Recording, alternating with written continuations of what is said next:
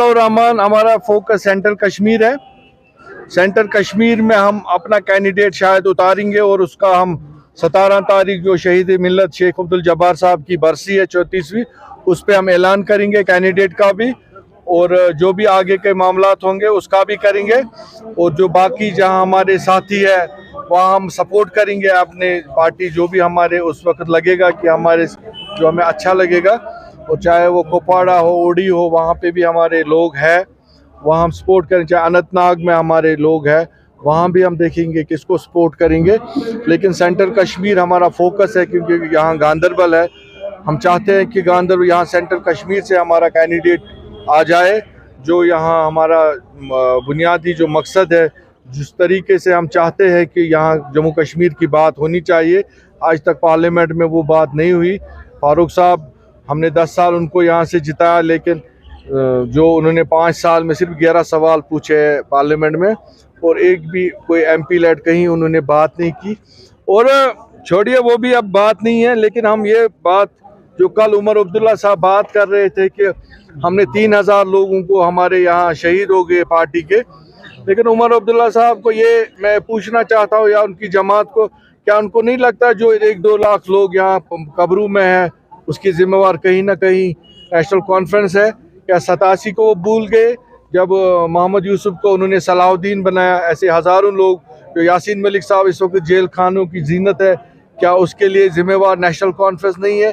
जो रिगिंग उन्होंने 87 में की, जो एक बुनियाद थी यहाँ, जो ये इंसर्जेंसी यहाँ शुरू हुई। और खासूसन मैं उमर साहब को ये पूछना चाहता हूँ कि ये 3000 लोग, तब आप कहाँ थे? तब आप तो कोई मुलाजमत शायद कर रहे थे, या आपके वालिद लंदन में बैठ के यहाँ जम्मू कश्मीर के अवाम को छोड़ के गए, और उनको तो आपने, और वो क्या यही वजह नहीं है आपने टाइम टाइम से यू टर्न्स लिए?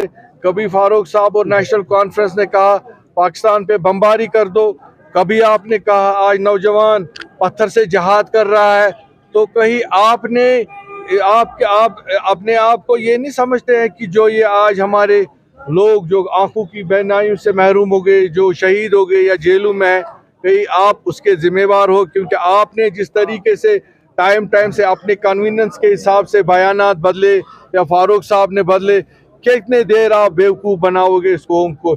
या 370 पे जब आपने time to time U turn लिए, आप अवामी अदालत को छोड़ के आप जुडिशरी में चले गए फैसला लेने के लिए, वो तो कॉमन सेंस ही था, और वो था कि वहाँ से फैसला हमारे खिलाफ आएगा।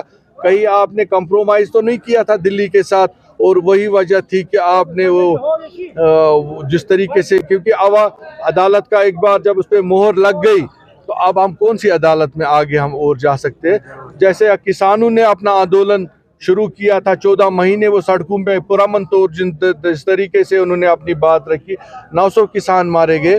क्या आप ये नहीं समझते थे, जब आपको बताया भी गया था, मैंने भी कहा था कि आप एक पुरअमन तरीके से एक तहरीक चलाएंगे, आपने बिल्कुल उससे मना कर दिया। और वही वजह रही कि जो इस वक्त जो मालात, और जब आप इंडिया अलायंस की बात जब आप करते हैं, फारूक साहब जब वहाँ तकरीर करते हैं, या बाकी पार्टीज़ के लोग, क्या वहाँ जम्मू कश्मीर का एजेंडा इंडिया अलायंस के एजेंडे पे है? क्या 370 का मुद्दा, वो 370 वो हमें वापस दे सकते हैं? 35 से वो हमें वापस दे सकते हैं?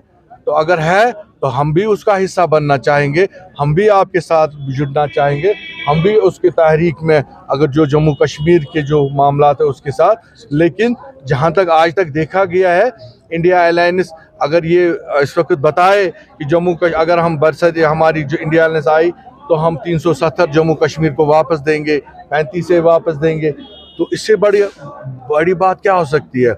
इससे बरक्स हम तो इस चीज़ का वेलकम करते हैं जो अमित शाह जी ने या डिफेंस मिनिस्टर साहब ने कहा कि अब सपा को हम सोच रहे हैं हटाने के लिए। कम से कम एक पॉजिटिव साइन तो आ रहा है, जो कश्मीर जितने लोग हमारे यहाँ एक उनको पावर्स मिले हैं।